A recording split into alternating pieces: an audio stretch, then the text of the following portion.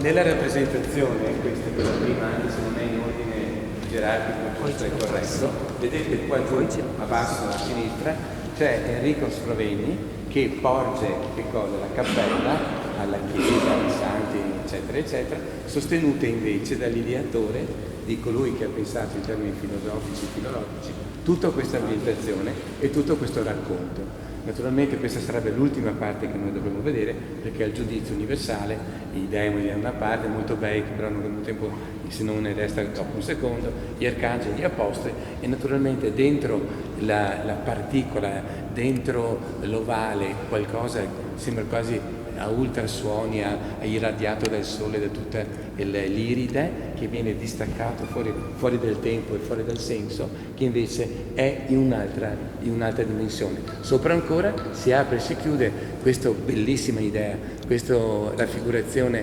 dell'impianto con una specie di carta che tu la sollevi e dietro c'è la vera realtà. Noi ci portiamo invece dall'inizio della narrazione, che è il primo in alto a destra. Allora,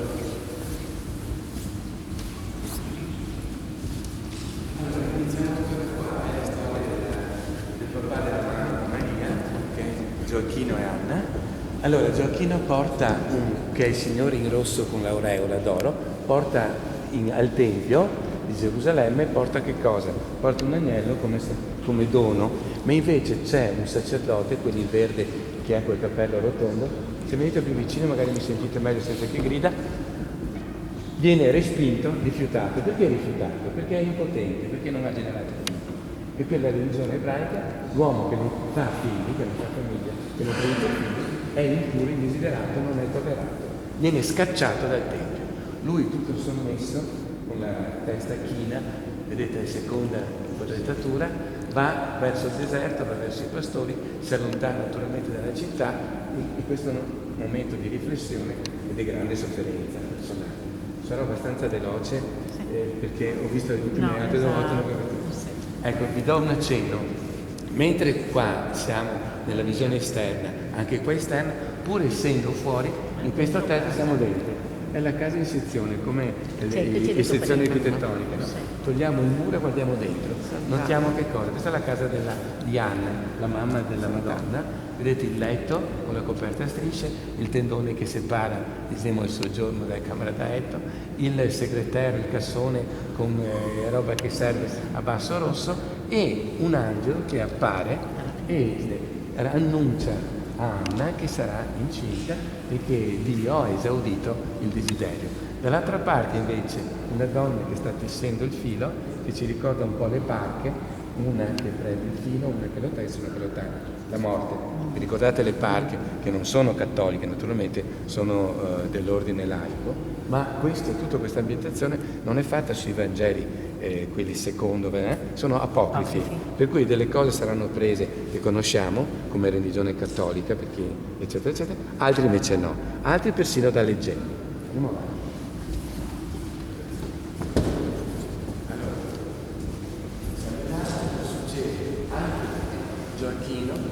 Sta portando a termine il suo sacrificio, aveva portato l'agnello, lo sacrifica, sapete che naturalmente ogni offerta è per avere un desiderio esaudito, sta soffiando sul fuoco e la mano di Dio, vedete in alto, la mano di Dio accetta, benedice, accoglie questo sacrificio. Lui si mette a dormire nel momento del riposo e sogna. Cosa sogna? Sogna un angelo che gli dirà: guarda, ritorna alla tua dimora perché il tuo desiderio è stato esaudito. Tua moglie Anna è incinta. Allora lui torna, e quasi al momento bello, visto l'invento, torna e c'è coloro che sono dentro e coloro che sono fuori. La porta d'oro del grande tempio, che è quella del muro del pianto ancora, no? Il famoso palazzo di Salomone, eccetera. Ecco, e allora lei bacia lui in questo accostamento non carnale, però fisico, perché c'è un contatto di bocca con bocca, grande dolcezza, che supplisce, in più una salita del ponte, in più una penetrazione dentro e fuori l'arco d'oro, in più un soffermarsi su quell'emblema scuro che è un lutto e che probabilmente era Anna che pensava di essere rimasta vedova perché non l'aveva più visto. Ok, andiamo dalla parte di qua. Anna partorisce.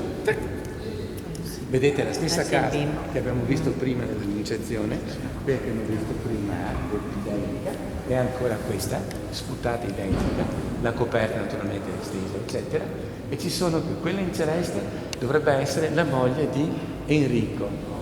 Qui il Sloveni, questa dovrebbe essere la prima moglie, e che porge il figlioletto, la Maria sul letto. Fuori invece stanno portando delle fasce, perché una volta sotto un altro momento della fasciatura, perché anche là capisci qua invece c'è la presentazione della Madonna al Tempio. Le donne dopo aver partorito per la religione ebraica devono avere una quarantena perché sono impure, sono infette e sei sempre bestia, però si è accorse per 40 giorni e basta. Scusate, è stata una battuta. No. Ma anche a te? Sì. La verità. No, poteva fino a poco tempo fa. Sta in fondo alla chiesa. Allora, ancora una volta qua vedete che la presenza di maschi non c'è, molto poco. A questo punto la Madonna cresce, dov'è? È dentro, è come un convento di clausura, è dentro il Tempio, vive dentro il Tempio, aspettando di trovare marito. Fuori che cosa c'è? C'è la fila dei mariti, dei simpatizzanti, chi offre di più, chi no. Ma offrono le verghe. Naturalmente la parola verga non è soltanto una forma traslata dell'asta del fiore, c'è la verga anche il sesso maschile in erezione. E questo che viene sublimato in qualche maniera metafisica, vedete ci sono tutti i maschi, il grande sacerdote che dispensa le verghe e l'ultimo fuori quasi dal quadro a metà, in senso dinamico per capire che c'è oltre che lui c'è anche il resto, cioè lo spazio rappresentato è tagliato, vedi quello è Beppi, San Giuseppe, c'è anche un altro pezzo che non vedi, per cui la tua capacità di lettura è oltre anche la quadratura. È la preghiera perché chi ha preso la verga sia quella fortunata, sia quella miracolata. Allora c'è la preghiera perché la verga possa diventare e possa fiorire. Ecco, in questo caso chi è il fortunato è Giuseppe. Ecco, vedete che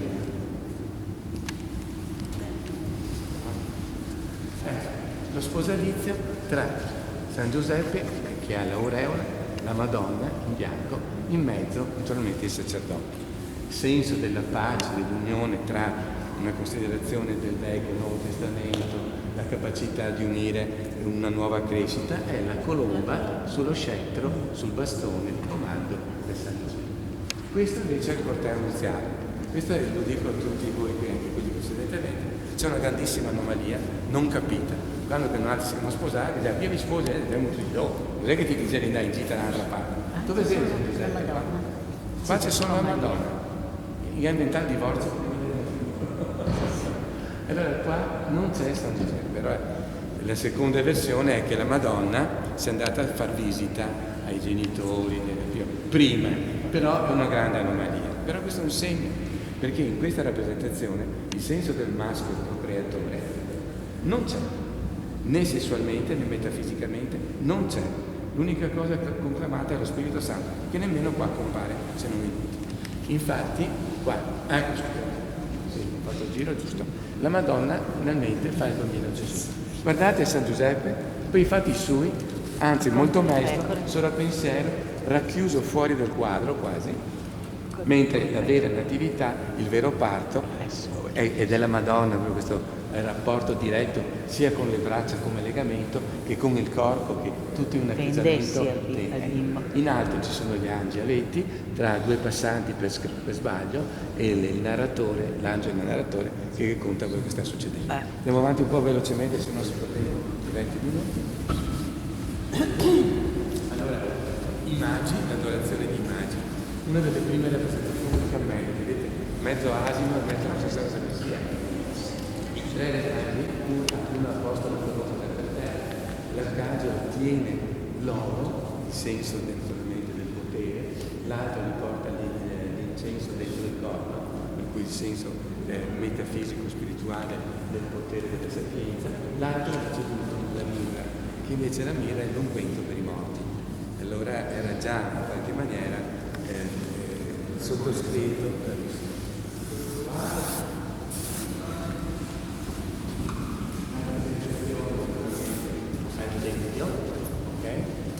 Allora qua da descrivere, oltre che la classica rappresentazione di San Giuseppe che si è messo dietro comunque, è il Vate, l'ultima donna, questa che non ricordo il nome, scusa adesso, è quella che legge il futuro e su quello scritto che tiene, su quel rotolo, sarà scritto quello che dovrà succedere, perché lei legge il futuro. E vedete l'espressione che è maestra, tristata e molto preoccupata, perché sa già quello che succederà per la vita di Cristo. Ecco, è sempre questa contrapposizione del buono e cattivo, il male che è sempre pronto a prenderti, il piacere non te lo puoi godere del tutto. No, aspetta, e questo è molto cattolico, che tu se fai bisogna stare attenti, è molto prescrittivo, molto castratorio, ma questa era la religione del 300 e forse lo è anche qui. È la verità, la fuga in Egitto, sempre San Giuseppe davanti che parla con l'aiutante e lei è al centro, ok? Sopra l'asino. L'asino non è un personaggio per questo. Però nella strada di Gesù ci fermiamo un attimo di più per 2 o 3 motivi. Una cosa è quella dell'iconografia e della gestualità. Siamo nel 1303, 1305. Il disegno di te era quello o di profilo o davanti. Il 3/4 non esisteva, il movimento non esisteva, era il gotico bizantino quasi come gli egiziani, molto statici, molto iconografici, ma poco espressivi. Qua invece vedete tutti i corpi proprio dei limbi, ma anche in senso anatomico, messi in tutte le forme, come fossero modelli molto belli. L'unico che troveremo più tardi, poco più tardi, nel Mantegna, quando farà il Cristo morto, il Mantegna che rappresenta in prospettiva eccezionale, ma qua c'è la ma tutti gli ambienti che Cristo sono in una pseudo prospettiva centrale. Guardate anche quegli archi finti come un trompe-l'œil ribassati, vedete che vedete dentro anche se dentro non si ha, e quella è una grande intuizione che ha avuto naturalmente la scuola di Giorgio. Ricordate che era là dipinta i 40 che siamo di qua. Dove c'è il fio? È andato a parlare con i dottori al tempo. Ecco i dottori che hanno la sapienza con la barba, hanno la conoscenza attraverso questo senso di grande autorità, e lui parla, arriva mamma San Giuseppe, devo cercare tutto il giorno, dove ti sei? Un atteggiamento molto naturale, no? Che lo stava cercando e lo rincontrano. Lui viene battezzato, molto umano, molto bello. Allora Cristo, uno, è nudo, col pisello fuori. Nudo. No, ma è importante questo per l'iconografia. Ascoltate qua, è importantissimo, perché è sempre stato segregato, sempre stato sul segreto. Giotto invece no, non ha avuto paura di rappresentarlo così. Pare che nel 400 faceva gli uomini 2 e nel 600 lo stesso, dopo che ha coperto tutto. Ragazzi, ma stiamo... è coperto a metà con l'acqua, il vedo, ok? No? Viene porto dall'altra parte, vedete il vestito dell'amore, il rosso dell'amore, che è anche il rosso del sangue dell'amore, e il blu della conoscenza. E gli angeli lo portano, e dall'altra parte invece il Giovanni Battista che è da là. Manca un minuto. No. Allora, Comunque è bravo. cosa più bella che mi faccio mestiere è lui che degusta il vino, quello col panzone. Sì. Allora, ancora una volta, l'iconologia e l'iconografia diventa invece fisionomica, diventa la rappresentazione vera di uno di questi che Giotto, chi per Yuga avrà visto, che gli piaceva come senso dell'oste, no? Opulente, e del figlio. Ha proprio di fianco a Gesù.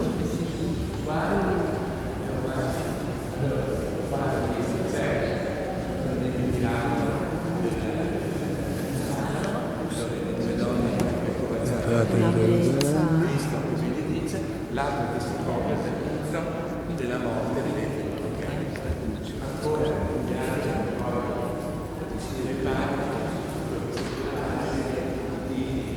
Però poi questa nuova idea, qualcuno si copre, vedete quell'inverno, non vuole accettare questa novità politica, non vuole accettare i 5 Stelle, non si sa.